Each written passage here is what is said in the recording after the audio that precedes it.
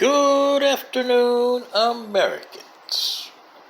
This is your favorite alien here on the morning of Thursday, August 17th, 2023. And that's Good Morning Americans and humans because it applies to all of you.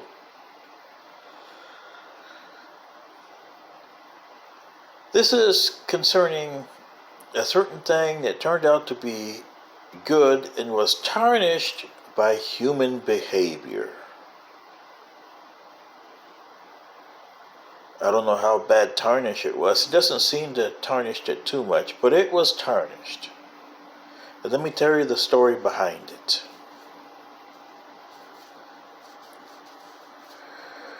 In 1962, there was a song from Russia that was done back in 1925 or so.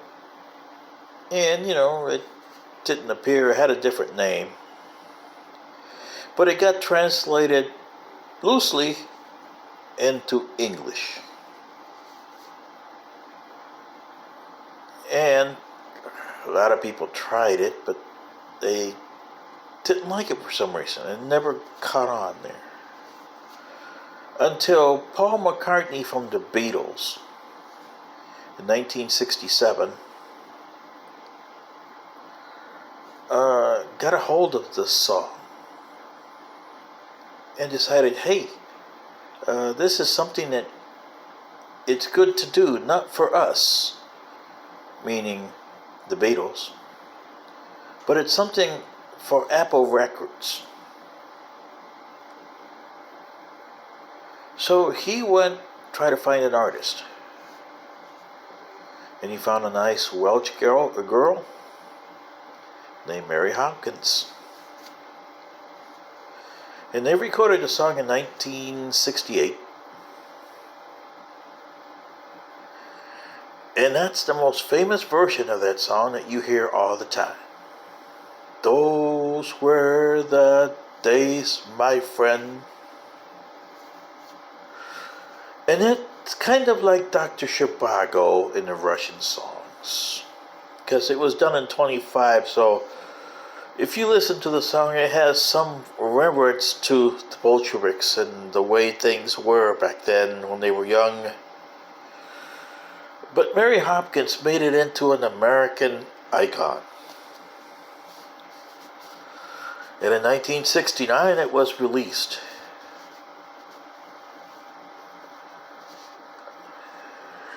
And it went to number 1 in the UK charts, number 2 in the American charts.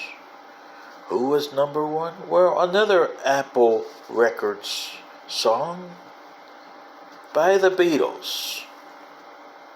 Hey Jude was number 1. But Mary Hopkins went on to do a career just on Those Were the Days, my friend. But unfortunately,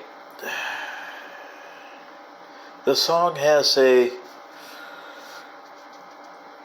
curse in it, and you don't remember the curse. But in 1968, Spain, who controlled the African nation of Guinea, decided we've had enough here. We're going there, and they had a new president that they installed there. Well, by 1969, he became a dictator. And the population was 300,000 in Guinea at the time. And they said he killed 80,000 people. Whew. That's a heavy amount of population to kill, right? And by the way, he served as dictator of Guinea from 69 to 79 when he got deposed by his nephew. They don't teach you that in school, do they? No. They also don't teach you that song by Mary Hopkins, "Those were the days, my friend," We thought they'd never end. And here's where things went bad. In 1969, and some of the records are hard to justify or put a number to them, but they say that between 10 and 20,000 people were put in this stadium in Guinea and executed. And while they were being executed, some were hung, some were shot, some were buried with ants and eaten by ants. Oh, that was horrible. And the president of Guinea at the time, who was a crazy man, played "Those Were the Days, My Friend" as the executions were going on. Terrible for a nice song and a nice person like Mary Hopkins. That for days, as these thousands of people were getting killed, and this was slow because he liked it slow, that song kept on playing time after time after time.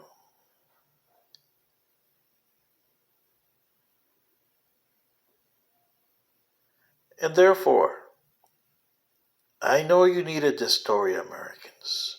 A nice song and a nice girl like Mary Hopkins from Wales gets destroyed by a madman from Guinea.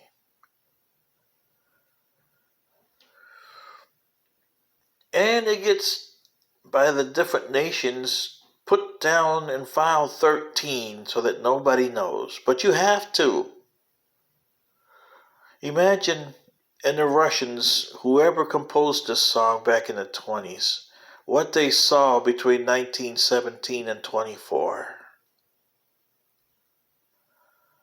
It's like Dr. Zhivago. And you should give it the reverence that it deserves. Good and bad. It is a song that makes the human being look at himself and say, this is who we are, especially Americans in your time of need these times. This is your favorite alien sitting in for Paul Harvey, and I hope you like this, Mr. Harvey, sitting up there with the boss. Good day.